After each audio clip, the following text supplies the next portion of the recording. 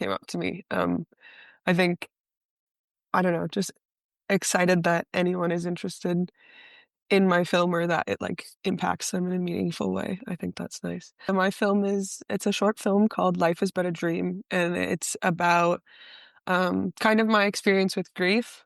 But I went out and talked to a bunch of bereaved individuals about their own experience and kind of used their comments to help me tell my own story.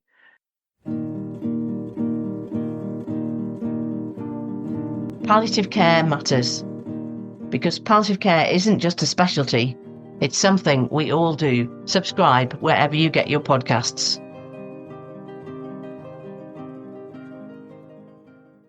Yeah, I think I use a lot of, I guess, like archival videos and then the conversations to kind of paint a picture of how going through grief and experiencing it is. Yeah. Yeah. Yeah.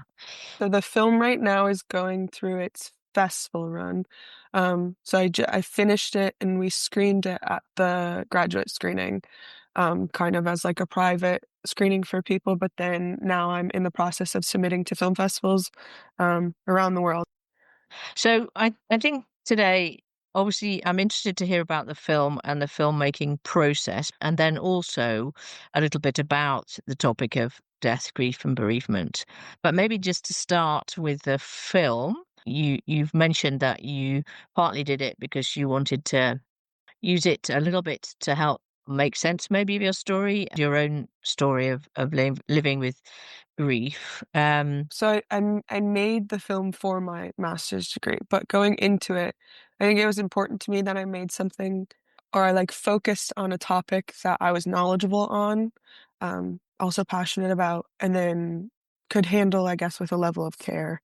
And originally it started as I was going to interview people about the worst day of their lives.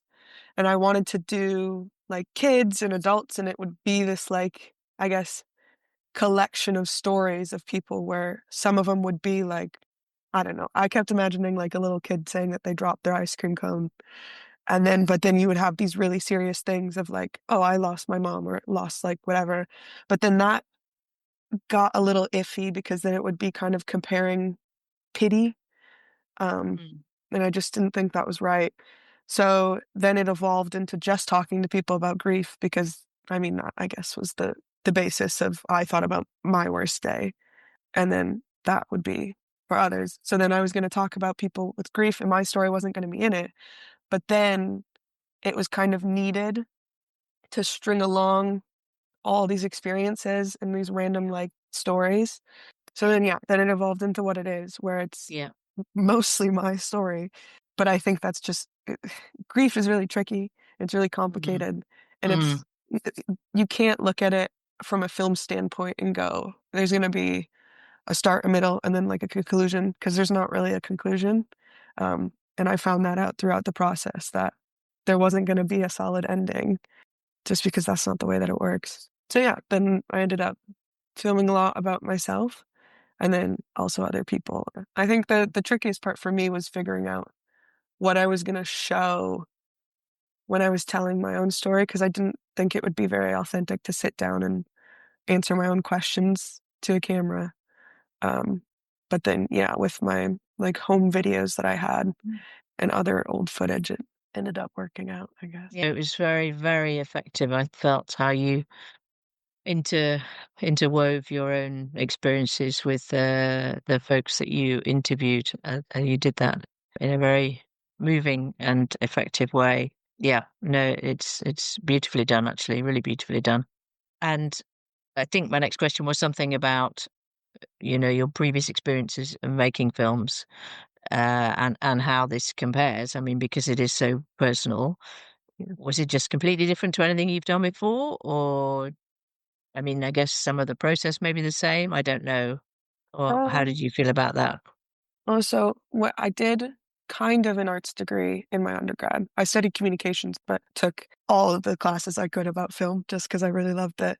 But all those films were like short comedic like narratives, which is really funny because now it's completely opposite.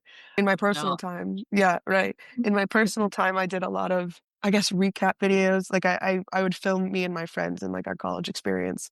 And then in the end made like a really bittersweet film about our life and just how we celebrated it and the things that we did. And that's what I was most passionate about. So then I came for the MA and decided to do documentary, which I'd never done before. And I had to submit a film to get into the program. And I ended up making a very, very short documentary about the 10-year anniversary of my mom's passing. Mm. And for that, me and my dad did a project where we kind of made a list of all the people that um, helped us out throughout when she was sick and afterwards, especially too. We went around and we gave them flowers and cards saying like thank you for, Gosh. helping us and how we're still thinking about them and they still whatever, think about my mom Wow. too. Wow. But anyway, I filmed that and that was kind of my first, I guess, like foot in the door of like making documentary and just like grief films in Mm. general. And I think it was helpful for me because I just think that I think especially having the experience of losing my mom so young makes me think about how one short life can be, um, Yeah. and just kind of how you should celebrate it. That's quite an interesting, I don't know, where almost the filmmaking process itself becomes therapeutic. Honoring your mum and honoring their anniversary, it's got a powerful therapeutic way to engage with grief as well. I think that's, yeah, that's very interesting. And one of the things that I've noted down, because, from a research point of view, just thinking about gaining consent from people who are vulnerable. I mean, there's many people we work with in palliative care who are vulnerable in many ways. Most patients are vulnerable already, but particularly, towards the end of life or people who've been bereaved of maybe children, particularly vulnerable groups. And I just wanted to ask a little bit about how easy or difficult it was for you to manage the sort of consent issues um around making the film. Was that very complicated, and did it require a lot of thought and a lot of revisiting of conversations and showing people what you were going to show, that kind of stuff, or was it fairly straightforward? Um, well, honestly, having my own experience with grief and loss helped a lot because I think just in general in life, when you look at someone and if they lose someone so close to them, you kind of know that they get it on a certain level. Mm, Um, and that was, I mean, that was throughout all my conversations about this film and about grief was just we had like a level of understanding of that. We know things that we don't like hearing people say, and we know things that like we don't want to say, so we won't. And we're both kind of on that level. mm, Um, and so having that was helpful. And then I think it was actually funny. So I did basically like I put posters up and posted things on online like chat groups, being like I'm looking for people to talk about grief and how it's weird and awkward and strange and frustrating. And I had so much like so many people reach out to me and be like, I want to do this. I want to be involved. I want whatever. And a lot of people, even that were like, I've never really talked about grief before or never really opened up with anyone, but they just felt like inclined to. That comes from like in grief. I think if you say, or I could do my own experience, but if I say, "Oh, I lost my mom," mm, people go, "Oh, sorry," and try to change the subject or avoid the conversation. mm, But what I found out through talking with my contributors was that people actually want to talk about it, like in because that's the only way that they can kind of bring that person they lost back into their life mm, is like having conversations about them and like not about how they died or when they died or whatever, but talking about memories that they enjoyed with them and things like that. And I think because I gave my contributors a space to do that and they kind of had that initial trust of they know that I've dealt with it as well, mm, they kind of were just like, do whatever, run, like take our stories and run with it. So yeah, it was fairly simple, but I think, yeah, if I didn't have that experience, it would have been a lot mm. harder to trust me. Yeah, yeah. I mean, even the word authenticity doesn't sound quite authentic enough Yeah. for this kind of thing because you're not just trying to be authentic, you'd rather not be authentic. Yeah. But, that's the reality, isn't it? So, it's a shared experience. I'm gonna move on to questions about death and grief and bereavement. I remember one of the ladies talked about how hard that was, around her son's death. And then another person that you interviewed talked about how grief was to her was strength rather than weakness. But, um, were there any because I'm sure you had lots and lots of conversations and you had to edit it down into a very short film, but were there any kind of experiences that anything that surprised you in what people said? I think maybe that I was expecting it to be a lot harder to get people to open up, um, about things. I think my kind of expectation is what everyone expects, is that it's, like, super sad and it's hard and you're, like, talking through tears, but Mm, like you said, all my contributors kind of had this level of, like, strength that they were li they were more coming at it with frustrations than they were, like, I guess, sad. Like, a lot of them were kind of angry at being like, "This sucks, and I wish people would treat us better. I wish we didn't have to go through this. I wish grief wasn't, like, this thing that kept coming back, but it is, and, like, what do we do with that?" Um, and that was kind of yeah, I guess that was more of the response, and then through having the conversations with them, I kinda was like, "Yeah, I guess, like, the idea of making this film is because I'm frustrated, and I'm frustrated with having to deal with this thing over and over again." mm, Um, and yeah, so, I think a lot of mm, people had that, and then one of the I guess, like, most frustrating things about dealing with grief, which maybe I kinda said this, but is, yeah, the way people talk about it, especially after, when my mom died. I had a conversation with someone, and I was 12, but I mm, had a conversation with someone, and they were trying to comfort me, but they said that, like, this was the plan, this was supposed to happen, and it's just, like, how do you say that to a 12-year-old and expect them to feel better about having just lost their mom? And ah, that was a lot of where my other contributors were like, "Yeah, if people say things like they're in a better place or they're looking down on you and they mean well." But then when you really think about it, like, it's like, I don't want that. I don't want them I want them to be here. mm, And I think that was kind of just, like, where all the frustrations were of they wanted to be a part of this film, even if they've never talked about their grief experiences before, mm, because they wanted to kind of shout about this thing that frustrates them. And I think mm, that was kind of what surprised me, I mm. guess, but they helped me find that. Yes, it's interesting, isn't it, how I'm just thinking that we often associate grief with sadness, Mhm, but how it's very, it's also very much linked to frustration and anger. I wondered sometimes, certainly in palliative care, we health workers working in care for people with advanced disease or people approaching death or people after death. Sometimes we talk about these things, I feel almost too easily. We'll use the term end of life care as a like, it's just like, looking after somebody with, I don't know, flu, end of life care is completely different. It's a huge mhm, thing for the person and the people around. But then sometimes, euphemisms are less helpful, like you said, how people responded to you saying people are in a better place or it's part of the plan or whatever. They're not quite euphemisms, but the way that people talk about death and dying and it's complex, isn't it? And also quite emotive, deep levels, I think. Uh, but I just wondered if you've thought about the use of euphemisms and how helpful they are or not so helpful. mhm.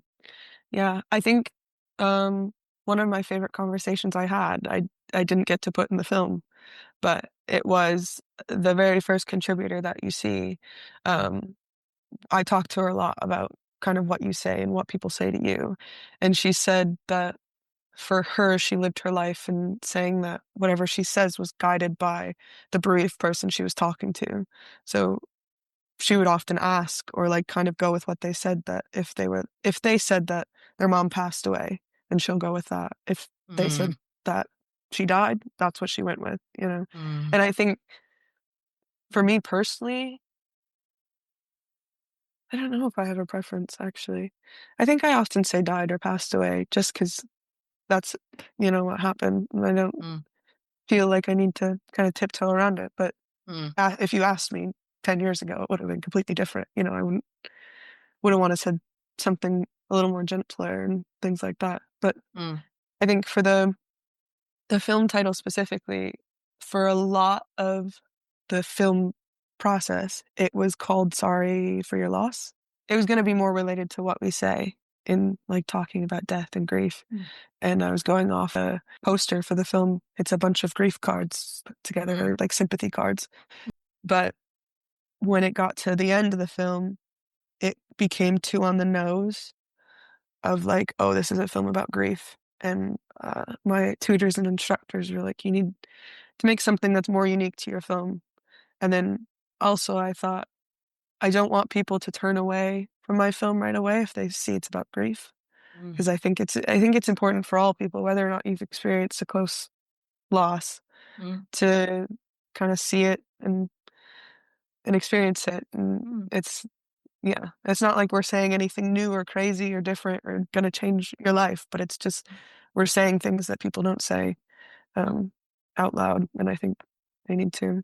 And when it comes to just like talking about death in general, I think my goal is to get people to talk about it more, because then that's how we don't feel so awkward in conversations about it. I yeah, think still in my life, I kind of shy away from being like, "Oh, my mom's dead," because then people would look at you funny. They do. They look at you with pity and they look at you like, "Oh, how sad." But it's I'm dealing with it and I'm doing, doing what I can to keep moving. And um yeah. So I yeah. think a lot of things involved actually with just like talking about it and Mm, the words that you use, but that's kind of what I came to. mm. Just as we come towards the end, obviously the podcast is called Palliative Care Matters, and my experience with this, from a kind of professional perspective as a clinician working in palliative care, most of my work has been in Malawi, in Southern Africa. So any of the people you interviewed, or you yourself, have you had any experience with palliative care services, or did anybody make any comments about palliative care?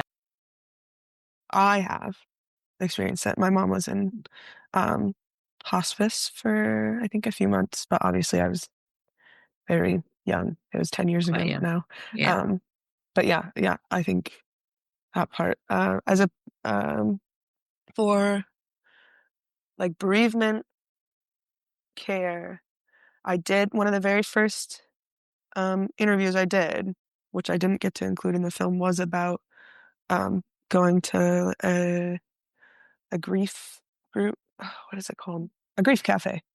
Mm, And I Death Cafe, maybe? yeah. Yeah. And I went and there was a bunch of people who had lost people close to them, and they were having conversations about that. But it just didn't fit, I guess, in the style of the film. But yeah, that was one of the very first conversations I had of like kind of what are traditional ways to interact with your own grief, Mm, and like find help for it and community for it. Um, and I think kind of like in the end, that's what I kind of did with the film. It was almost like a personal, like one-on-one grief chat, which obviously I don't have like professional experience, so maybe I wasn't the best person to do that. But yeah, I think I don't know. A lot of people talked about how just talking about it, I think helped. Yeah, I guess like outsider for like they wanted outside people to know how to react, or like their family and friends. Um, but yeah, that was the extent of it. mm, mm, mm. Yeah, yeah.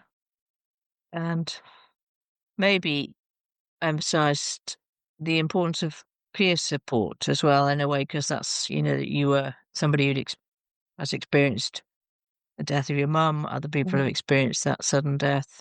So, and that openness, part of the openness, at least to share at the level that people did, and, you know, the filming, is probably as you said, came from that shared experience as well.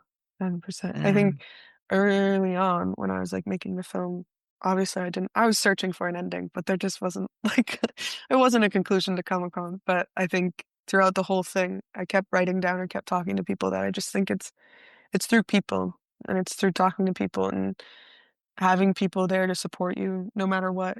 And a lot of my contributors talked about people saying, "I'm here if you need me, reach out if you need me." And it's like, no, you can't say that. You just have to be there and you have to show up and you have to not make them do things, but be there to help them. Because you don't when you lose someone at first, you don't have the capacity to be like, I'm gonna reach out because I need this. You don't know what you need. mm, You don't know mm, what's going on. You don't know you don't know a lot of things. mm, But you know you have to sometime move forward. And yeah, having people by your side definitely makes it way easier. mm. From your own perspective, who would you like to watch the film, and what would you like them to take from it, do you think, Elizabeth? I think the film serves different purposes for different people. I think for people who have lost someone close, it's kind of watch it on a day that you're okay to watch it. I think it can spark a lot of things and spark a lot of feelings, but some of what even my contributors said was that the people in the film and then seeing themselves say some of these things was what she needed for that day. She like needed to hear that, needed to give her a little boost to kind of keep going. That, like you said, it's a sad film, but you don't leave it feeling sad. You should leave it feeling kind of hopeful, a little appreciative for kind of what you have. But then on the other hand, I think it can also be for people who haven't experienced a loss that close or yeah, or might, I mean, I guess everyone dies. Like that just is the shitty thing about life. It just it sucks but it happens. Mm, Um and so if you have something, I mean, like this film, you can kind of see that maybe it's not going to be as scary as you might expect. And I think going in to making the film, my inspiration was to make something that when I lost my mom at 12, I would have wanted to see. Um, just to kind of think that it's not going to end and it's not going to be horrible forever. I guess the last thing I'll say about this is the most like amazing thing that has come from people watching my film is that without even realizing it, they start talking about their own grief experience.